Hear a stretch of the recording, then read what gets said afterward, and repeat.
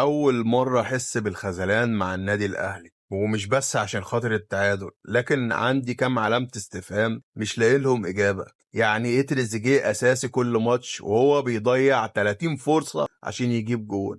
ويعني إيه هوس اللي أنت عملتها للجمهور؟ الناس بتنتقدك عشان أنت وحش.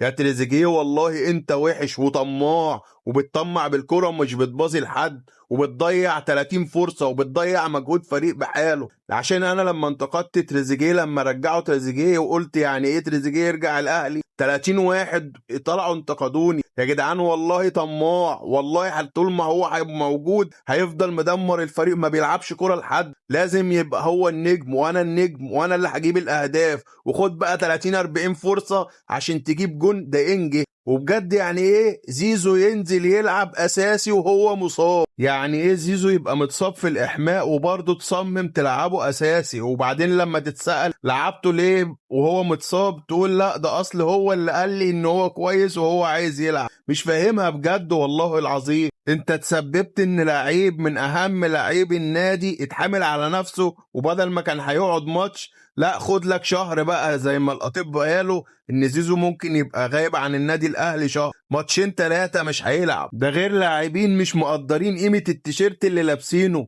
مفيش روح الاهلي، مفيش العزيمة اللي كانت عند اللعيبة. يا جدعان والله اللي بيحصل ده يحرق الدم. راعوا الجمهور اللي بيتحرق دمه وهو بيتفرج على لعيبة عيالة ما عندهاش روح، لعيبة ما عندهاش اساسيات الكورة. لا واللي يغيظك اكتر عماد النحاس، نفس المذيع بيسأله هتعمل ايه بعد ما تعادلت مع انبي، يقول له لا اصل انت مالكش عندي الا اجابه للسؤال واحد، انا مش هجاوب. اتمنى من اداره النادي الاهلي ان ملف المدير الفني الاجنبي يخلص في اسرع وقت. عايزين مدرب فاهم وواعي وما يخافش من اللعيبه، ما يخافش يقعد لاعب دكه عشان هو فاكر نفسه نجم. يا جدعان الحقوا الاهلي والله العظيم، اللي بيسوى واللي ما يسواش بقى بيتكلم علينا. يعني ايه النادي الاهلي يبقى في المركز ال15 5 مباريات واخد منهم 6 نقط؟ ما حصلتش في تاريخ الاهلي كله يا جدعان. يا جدعان والله العظيم الواحد دمه اتحرق، وما كان ليا نفسي اعمل اي فيديوهات. احنا الدوري الموسم اللي فات واخدينه بمعجزة، محتاجين وقفة مع النادي الاهلي، ومحتاجين مدير فني